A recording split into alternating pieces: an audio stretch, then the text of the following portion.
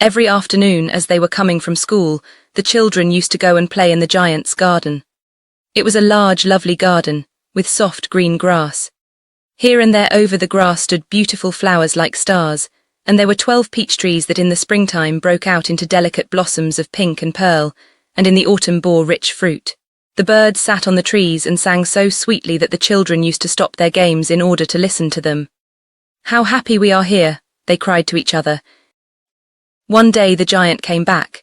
He had been to visit his friend the Cornish ogre, and had stayed with him for 7 years. After the 7 years were over, he had said all that he had to say, for his conversation was limited, and he determined to return to his own castle. When he arrived, he saw the children playing in the garden. "What are you doing here?" he cried in a very gruff voice, and the children ran away. "My own garden is my own garden," said the giant. "Anyone can understand that, and I will allow nobody to play in it but myself." So he built a high wall all round it and put up a notice board. "Trespassers will be prosecuted." He was a very selfish giant. The poor children had now nowhere to play. They tried to play on the road, but the road was very dusty and full of hard stones, and they did not like it. They used to wander round the high wall when their lessons were over, and talk about the beautiful garden inside. "How happy we were there," they said to each other. Then the spring came, and all over the country there were little blossoms and little birds. Only in the garden of the selfish giant it was still winter. The birds did not care to sing in it as there were no children, and the trees forgot to blossom.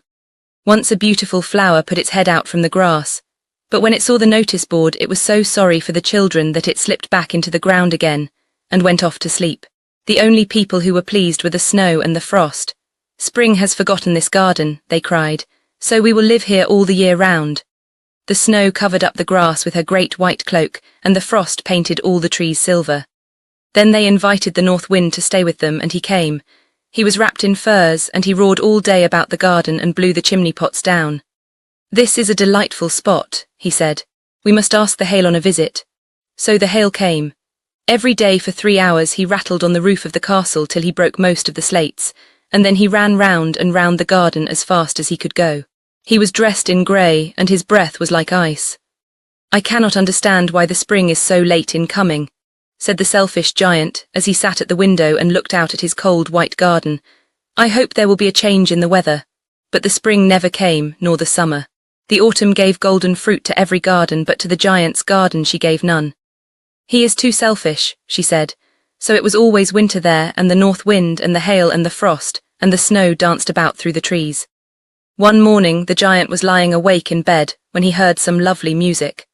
It sounded so sweet to his ears that he thought it must be the king's musicians passing by. It was really only a little linnet singing outside his window. But it was so long since he had heard a bird sing in his garden that it seemed to him to be the most beautiful music in the world.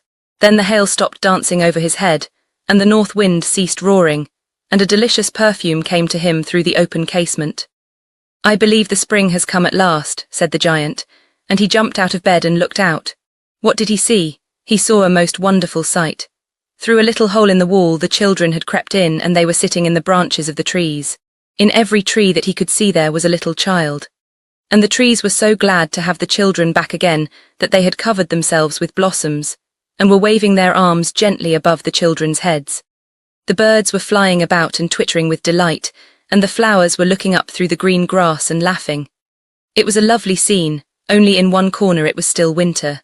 It was the farthest corner of the garden, and in it was standing a little boy.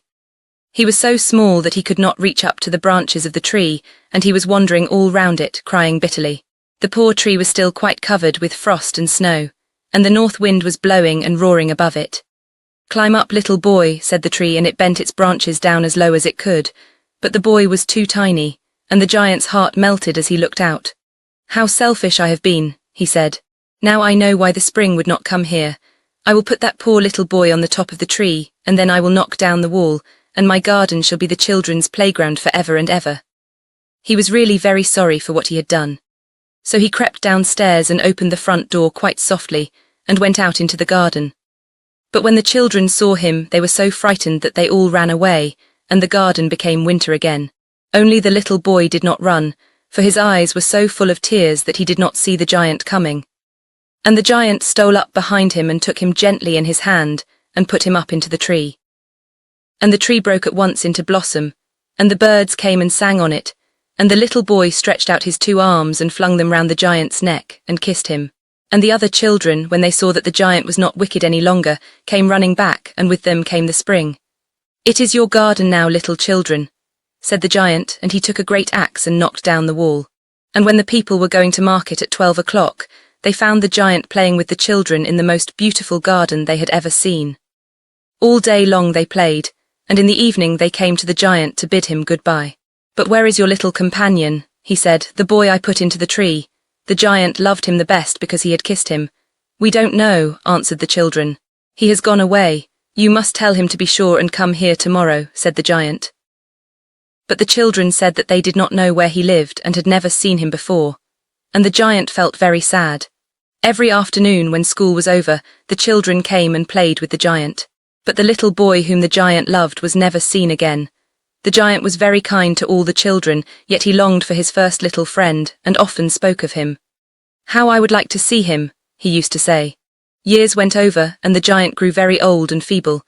He could not play about any more, so he sat in a huge armchair and watched the children at their games and admired his garden. "I have many beautiful flowers," he said, "but the children are the most beautiful flowers of all."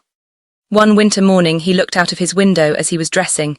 He did not hate the winter now, for he knew that it was merely the spring asleep, and that the flowers were resting. Suddenly he rubbed his eyes in wonder, and looked and looked.